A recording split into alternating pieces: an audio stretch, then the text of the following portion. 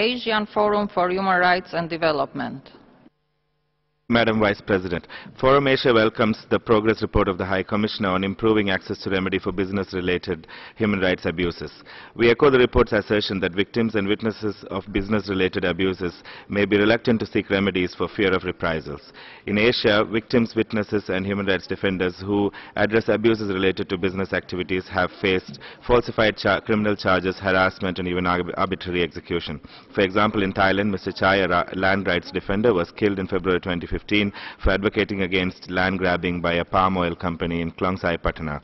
In the Loy province of the country, community members that protested chemical contamination by a local gold mine have been subjected to constant threats, violent attacks and judicial harassment for seeking accountability and access to remedies. In Porac, Pampanga, Philippines, Apung Tony Tolentino, a land rights defender, has been detained since April 2014 under trumped-up charges based on a complaint by a private land developer.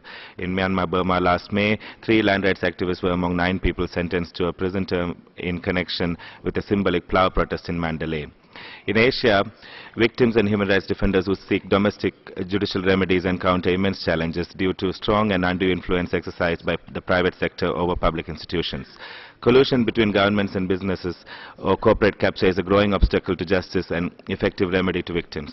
We urge the Accountability and Remedy Project of the Office of the High Commissioner for Human Rights to consider ways of finding solutions to this challenge. Lastly, while we note the rationale for the project to focus on severe cases, we emphasize that the final result of the project must be in the direction of remedies for the whole range of business-related human rights abuses. We also further call on the OHCHR and member states to ensure that outcomes of the project strengthens deliberations by the open-ended intergovernmental working group on transnational corporations and other business enterprises with respect to human rights.